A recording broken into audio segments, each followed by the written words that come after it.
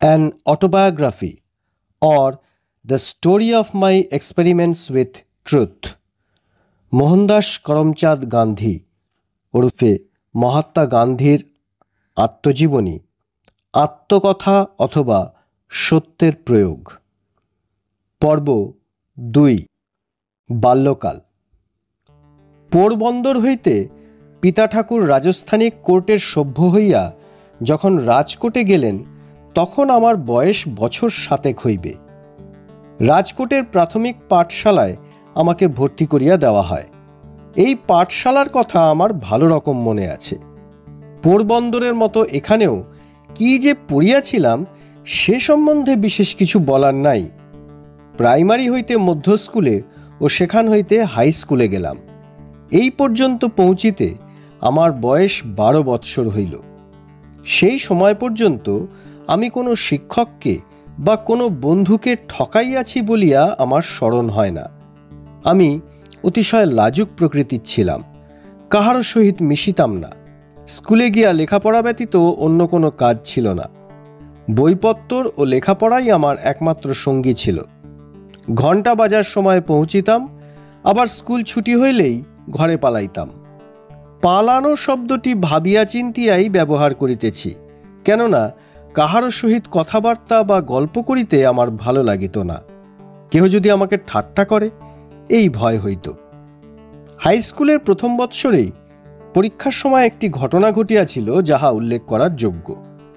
শিক্ষা বিভাগের inspector Giles সাহেব স্কুল পরিদর্শনে আসিয়াছিলেন। তিনি প্রথমে আমাদিগকে 5টি শব্দের বানান লিখিতে দিলেন। এই শব্দগুলির মধ্যে একটি শব্দ ছিল কেটল, KETTLE। তাহার বানান আমি ভুল লিখি। মাস্টার মহাশয় জুতোর ডগা দিয়া আমাকে সাবধান করিয়া দিলেন, কিন্তু আমি সে সাবধানতার ইঙ্গিত বুঝিলে তো? আমি ইহা ধরিতেই পারি নাই যে মাস্টার আমাকে সামনের ছেলেটির স্লেট দেখিয়া শুদ্ধ করিতে বলিতেছেন। আমি মনে করিলাম আমি চুরি করিয়া না দেখি, সেজন্যই মাস্টার মহাশয় পাহারা দিতেছেন। 5টা শব্দই সমস্ত ছেলে ঠিক ঠিক বানান করিল, আমি একাই কেবল বোকা বনিয়া গেলাম। আমার বোকামির কথা মাস্টার মহাশয় পরে আমাকে বুঝাইয়া দিয়াছিলেন, কিন্তু তাহাতে কোনো ফল হয় নাই। আমি অপর ছেলেদের নিকট হইতে নকল করিয়া লিখিতে কখনো শিখি নাই। তাহা হইলেও এ ঘটনায় মাস্টারের প্রতি আমার শ্রদ্ধার ভাব নষ্ট হয় নাই। গুরুজনের দোষ না ধরার গুণ ছিল আমার ভিতর সহজ, স্বাভাবিক। এই মাস্টারের আরও অনেক দোষ পরে আমি জানিতে পারিয়াছি, কিন্তু তাহার প্রতি আমার শ্রদ্ধা সমানই ছিল। গুরুজনের আজ্ঞা পালন করিব, এতটুকুই আমি বুঝিতাম। জানিতাম তাহারা যাহা বলেন তাহাই করিতে হইবে, তাহাদের কাজের বিচার করা চলিবে না। এই সময়েই আরও 2টো ঘটনা ঘটিয়াছিল, তাহা আমার সর্বদা স্মরণে আছে। সাধারণ স্কুল পাঠ্য পুস্তক ছাড়া আর কিছু পড়ার জন্য আমার ইচ্ছা হইত না। দৈনিক যে পড়া করিতে হইত, তাহারও কারণ মাস্টারের তিরস্কার সহ্য করিতে পারিতাম না বলিয়া। আমি মাস্টারকে ঠকাইতে প্রস্তুত ছিলাম না, সেজন্যই পড়িতাম, কিন্তু মন তাহাতে থাকিত না। ফলে পড়াও অনেক সময় কাঁচা থাকিত।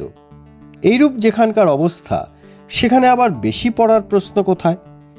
কিন্তু পিতা ঠাকুর একখানা বই কিনিয়াছিলেন, তাহার উপর আমার নজর পড়িল। সেখানা শ্রবণের পিতৃভক্তি নামক নাটক। বইখানা পড়ার জন্য আমার ঝোঁক গেল। উহা গভীর আগ্রহের সহিত পাঠ করিলাম। এই সময় ছবি দেখাইয়া যাহারা বেড়ায়, তাহাদের একজন আমাদের বাটিতে আসিল লণ্ঠন ছবি দেখাইবার জন্য। তাহার প্রদর্শিত ছবিতে দেখিলাম কাঁধে ঝোলনার ভেতর করিয়া পিতামাতাকে লইয়া শ্রবণ তীর্থস্থানে চলিয়াছে।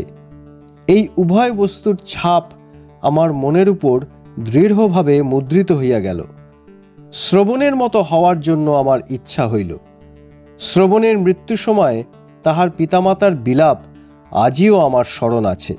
সেই ললিত ছন্দ আমার নিজের বাজাইয়া বাজাইয়া শুনিতে ও বাজনা শিক্ষা করিতে ইচ্ছা হওয়ায় বাবা বাজনা কিনিয়া দিয়াছিলেন। সেই সময় একটা নাটক কোম্পানিও আসে। সেখানে গিয়া নাটক দেখার অনুমতি পাইলাম। নাটকের বিষয় ছিল হরিশ্চন্দ্রের উপাখ্যান। এই নাটক দেখিয়া আমার আশা মিটিত না। পুনঃ পুনঃ ওই নাটক দেখার ইচ্ছা হইত, কিন্তু বারংবার দেখিতে যাইতে দেয় কে? মনে মনে আমি এই নাটক শতবার অভিনয় করিয়াছি। হরিশ্চন্দ্রকে স্বপ্ন দেখিতাম। হরিশ্চন্দ্রের মতো সত্যবাদী সকলে কেন হয় না? এই প্রশ্নের ধ্বনি মনের ভিতর চলিতে লাগিল। হরিশ্চন্দ্রের ন্যায় বিপদে পড়িয়া তাহারই ন্যায় সত্য পালন করিব, ইহাই আমার নিকট সত্য হইয়া উঠিল। নাটকে যেরূপ লেখা হইয়াছিল যে সমস্ত বিপদই হরিশ্চন্দ্রের হইয়াছিল, ইহা আমি সত্য বলিয়াই মানিয়া লইয়াছিলাম। হরিশ্চন্দ্রের দুঃখ দেখিয়া উহা স্মরণ করিয়া আমি খুব কাঁদিতাম। আজ আমার বুদ্ধি বলিতেছে যে হরিশ্চন্দ্র কোনো ঐতিহাসিক ব্যক্তি নহেন। তাহা হইলেও আমার মনে শ্রবণ ও হরিশ্চন্দ্র আজও জীবিত আছেন। আজও যদি ওই নাটক পড়ি তবে চোখে জল আসিবে বলিয়াই মনে হয়।